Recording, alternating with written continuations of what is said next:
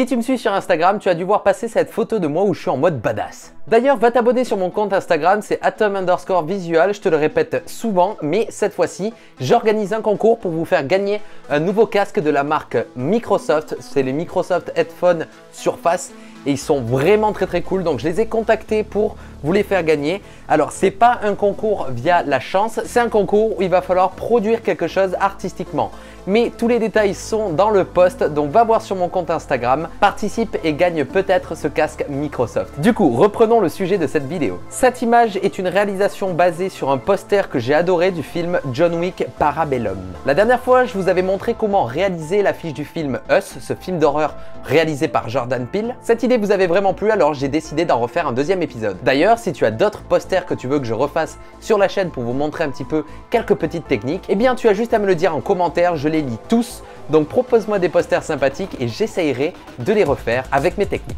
Alors c'est parti pour recréer l'affiche de John Wick. Premièrement, j'ai demandé de l'aide à mon ami Icemind qui est un photographe hors pair. Tu commences à le connaître, va voir sa chaîne, il fait plein de vidéos tutoriels très cool. Et je lui ai demandé donc de refaire cet éclairage qu'il y a sur le poster où on voit Keanu Reeves. Keanu. Son prénom est aussi dur à prononcer que Cthulhu. En fait, Keanu Reeves, c'est Cthulhu. J'aime bien les petits raccourcis que je fais parfois. Comme tu peux le voir, petit à petit, Icemind a réussi à créer la même ambiance que l'affiche en utilisant des éclairages spécifiques.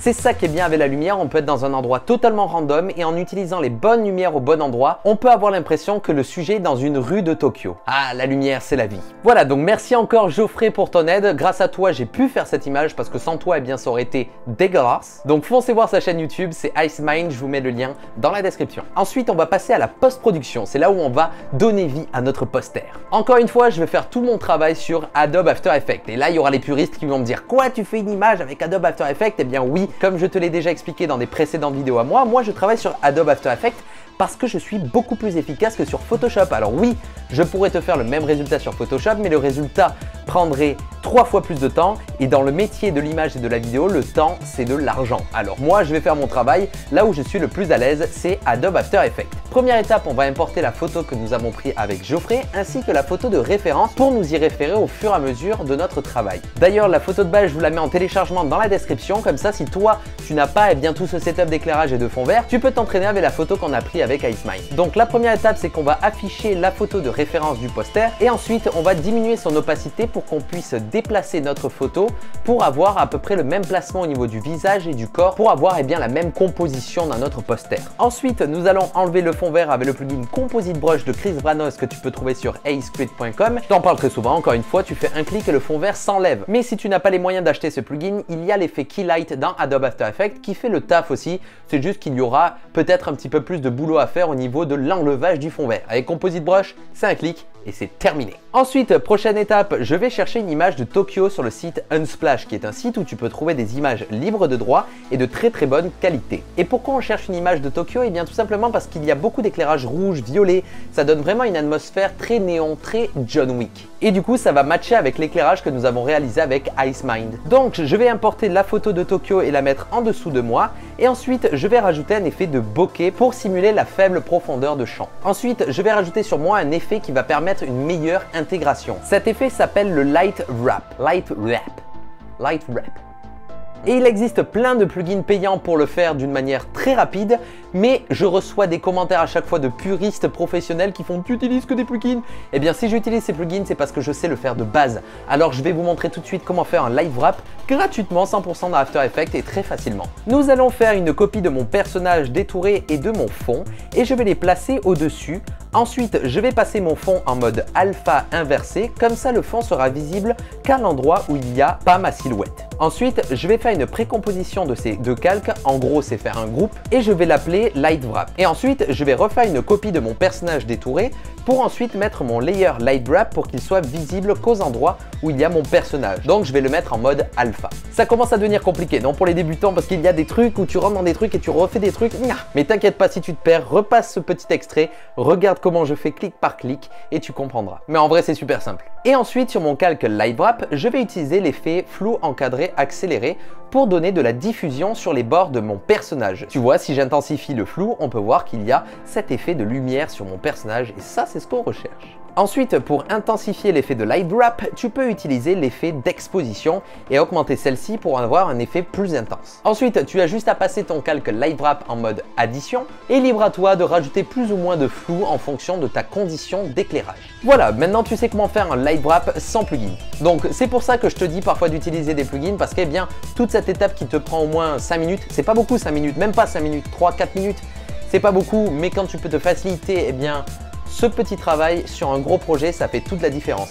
Voilà pourquoi j'utilise beaucoup de plugins, parce que je vais beaucoup plus vite dans ce que je fais. Voilà pourquoi j'arrive à faire un rendu 3D par jour, tout simplement parce que j'ai des raccourcis de partout. Maintenant, nous allons faire l'effet le plus cool de ce poster, c'est l'effet de la vitre avec cette condensation et ces gouttes qui tombent. Pour ce faire, je vais utiliser des textures de gouttes que tu peux trouver sur le net, comme par exemple sur le site Zomax, que je te mets dans la description. Et là, du coup, tu vas importer la texture de gouttes que tu as trouvé sur le site Zomax, ainsi que d'autres textures que tu peux trouver sur le net de smudge. Les smudge, en gros, c'est un petit peu les traces de gras qu'il y a sur les vitres ou les taches un petit peu de condensation. C'est tout ce qui va interagir en fait avec la transparence de notre vitre. Et tu peux en trouver encore une fois sur le site Zomax. Tu vas sur son site et tu vas tout trouver, c'est gratos, c'est trop bien. Et ensuite, comment utiliser ces techniques sur ta photo? Eh bien, la première étape, ça va être d'importer la texture de goutte. Et là, tu vas pouvoir peut-être constater que la texture n'est pas à la bonne taille de ton image. Eh bien, pour remédier à ça, tu peux utiliser l'effet Motion Tile sur Adobe After Effects. Et en français, l'effet s'appelle juxtaposition directionnelle.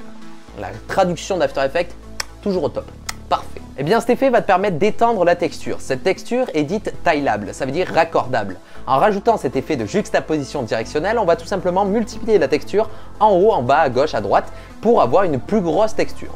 Donc, en rajoutant cet effet de juxtaposition directionnelle, tu vas pouvoir resizer la texture de goutte pour avoir plus ou moins une grosse échelle en termes de texture. Donc, libre à toi d'adapter en fonction de tes besoin et de ton esthétique.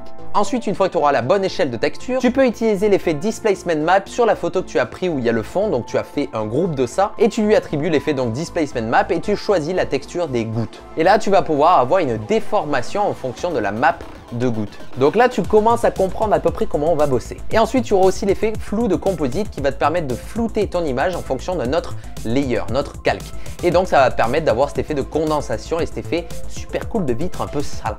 Donc, libre à toi de jouer maintenant avec ces deux effets-là et les textures que tu peux trouver sur le net. J'ai ensuite rajouté aussi des gouttes de condensation que j'ai trouvées sur le net. J'ai recherché gouttes de condensation sur Google Images.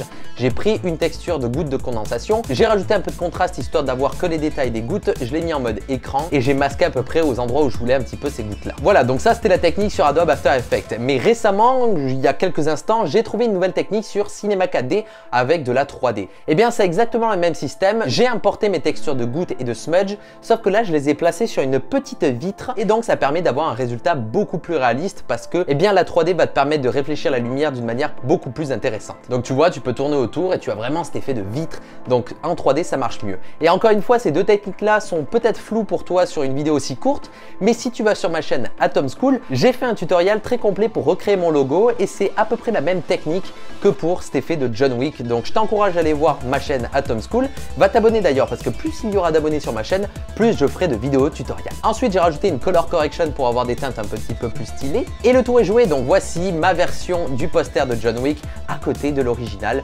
Donc c'est pas à 100% la même, mais on s'en rapproche. J'espère que cette vidéo t'aura plu et que tu auras appris des choses. N'hésite surtout pas à lâcher un pouce bleu et un commentaire si tu veux que je refasse d'autres posters de films, par exemple Star Wars ou d'autres. Ça me ferait grave kiffer de continuer cette série parce que ça vous permet de découvrir des choses et pour les personnes qui s'en foutent, eh bien d'apprécier, de voir comment un mec comme moi arrive à refaire des posters super stylés de Hollywood. En tout cas, moi je kiffe faire ça. Merci encore d'avoir regardé cette vidéo jusqu'au bout. N'hésite pas encore une fois à aller sur mon compte Instagram pour participer au concours pour gagner ce magnifique casque de Microsoft. On se retrouve très prochainement pour une nouvelle vidéo. C'était Atom.